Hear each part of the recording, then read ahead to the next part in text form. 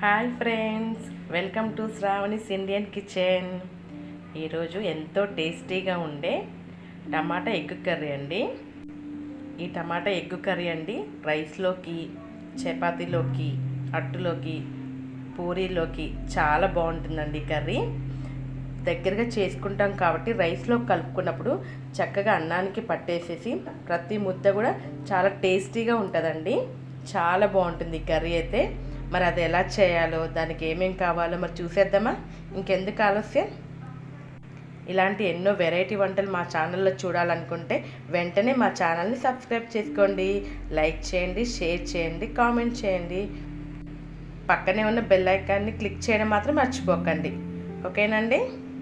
మరి ఇప్పుడు కర్రీ ఎలా తయారు చేయాలో చూద్దాం. ముందుగా ఎగ్స్ని స్టవ్ మీద పెట్టుకొని ఒక 10 మినిట్స్ ఉడికించుకుందాం అండి.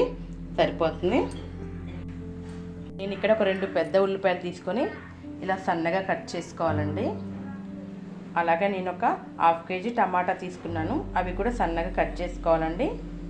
అలాగే కాస్త కరివేపాకు తీసుకున్నాను. నేను ఈ కర్రీకి నేను 10 ఎగ్స్ తీసుకుంటున్నానండి. మీకు ఎన్ని ఎగ్గులు కావాలని ఇందులో వేసుకోవచ్చండి. అలాగే పక్కన మరో గిన్నె పెట్టుకుందామండి. ఈ గిన్నె వేడెక్కిపోయిందండి. ఇప్పుడు ఆయిల్ వేసేసుకుందాం. నేను ఒక గరిట ఆయిల్ వేసేసుకుంటున్నానండి, సరిపోతుంది కర్రీకి. ఆయిల్ వేడెక్కిందండి. ఇప్పుడు కొంచెం జీలకర్ర వేసుకుంటున్నాను. ఈ కర్రీకి జీలకర్ర వేస్తే టేస్ట్ అనేది చాలా బాగుంటుందండి. అలాగే కరివేపాకు.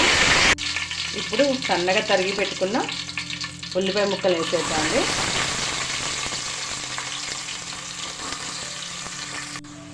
ఈ ఉల్లిపాయ ముక్కలు తొందరగా వేగడానికి పసుపు, ఒక 1/2 స్పూన్ పసుపు వేసుకుంటున్నానండి. అలాగే కల్లుప్పు కూడా వేస్తున్నానండి. పులుసులలో, కర్రీలలో వేసేటప్పుడు కల్లుప్పు వేసుకోండి, బాగుంటుంది చక్కగా. ఇవి ఒకసారి బాగా కలిపేసేస్తే, ఇప్పుడు ఉప్పు పసుపు వేసాం కాబట్టి ఇంకా తొందరగానే ఉల్లిపాయ అనేది వేగుతుందండి. ఒకసారి బాగా కలిపేసేసుకొని ఉల్లిపాయ అనేది ఇక్కడే బాగా వేగాలండి. అప్పుడే టమాటా వేసుకుందాం. ఇక్కడ బాగా వేగితేనే ఈ కర్రీకి టేస్ట్ అనేది బాగుంటుందండి.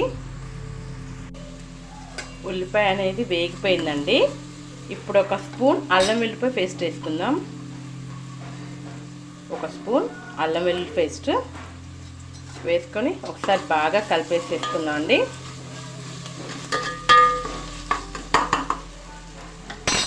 ఇప్పుడు ముందుగా కట్ చేసి పెట్టుకున్నాం కదండి టమాటాలు, సన్నగా కట్ చేసి పెట్టుకున్నాగా ఈ టమాటాలు ఇందులో వేసేద్దాం.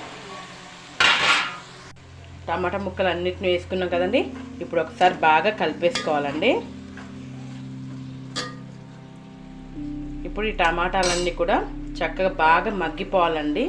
ఈ ఆయిల్లోనే టమాటా అంతా మగ్గాకనే కారం వేసుకుందాం. అప్పుడు కర్రీ అనే టేస్ట్ అనేది చాలా బాగుంటుంది. టమాటా ఉడికిపోయిందండి, బాగా చక్కగా మగ్గింది ఆయిల్లో కూడా. ఇప్పుడు దీనికి సరిపడా కారం వేసేసుకుందాం.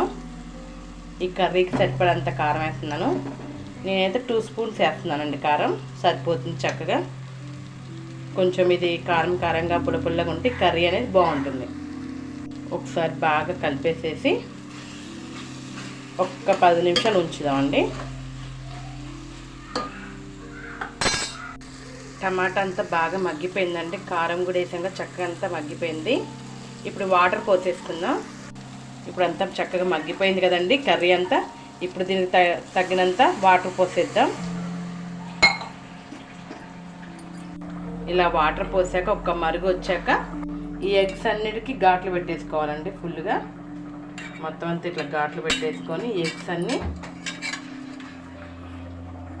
ఈ కర్రీలోకి వేసేద్దాం.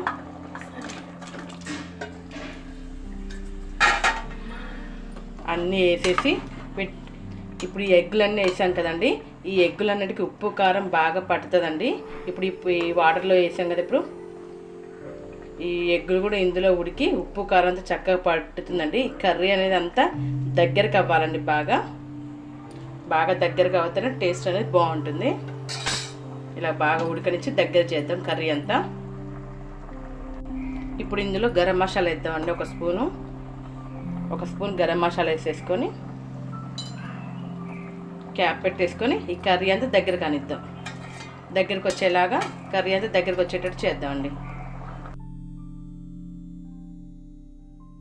ఈ వీడియో కనుక మీకు నచ్చితే ప్లీజ్ సబ్స్క్రైబ్, లైక్, షేర్ చేయండి. Okay friends, bye.